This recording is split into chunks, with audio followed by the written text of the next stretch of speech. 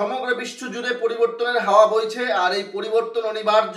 সৃষ্টির কল্যাণের জন্য, সমগ্র মানব জাতির কল্যাণের জন্য, পৃথিবীতে বসবাসরত প্রত্যেকটা প্রাণীর শান্তি নিশ্চিত করার জন্য সমগ্র বিশ্ববাসীকে ঐক্যবদ্ধ হয়ে একটি শান্তিময় পরিস্থিতি তৈরি করার চেষ্টা করতে হবে। আর এই সেই পরিস্থিতিতে অর্থনৈতিকভাবে কোন দেশ এগিয়ে থাকবে, কোন দেশ পিছিয়ে থাকবে, সেটা নির্ভর করবে এই জোটের উপরে, বিশেষ করে রাশিয়া, চীন ও ভারতের এই জোটের উপরে। সুতরাং আগামীর বাংলাদেশ কোন পথে যাবে সেটা এখনই বলা যাচ্ছে না। তবে বাংলাদেশে একটি ভালো নেতৃত্ব, একটি সময় উপযোগী নেতৃত্ব, একটি শিক্ষিত মার্জিত গণতান্ত্রিক নেতৃত্ব, একটি সুশাসন নিশ্চিত করার নেতৃত্ব, জনগণের অধিকার প্রতিষ্ঠিত করার নেতৃত্ব এবং বাংলাদেশকে একটি আত্মমর্যাদা সম্পন্ন রাষ্ট্র হিসেবে বিশ্বের দরবারে মাথা উঁচু করে দাঁড়ানোর জন্য একটি যোগ্য নেতৃত্ব অনিবার্য হয়ে দাঁড়িয়েছে।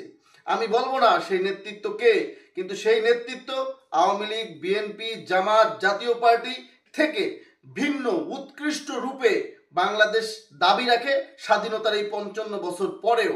নয়তো বাংলাদেশের ললাটে কি রয়েছে তা বলা বড়ই মুশকিল।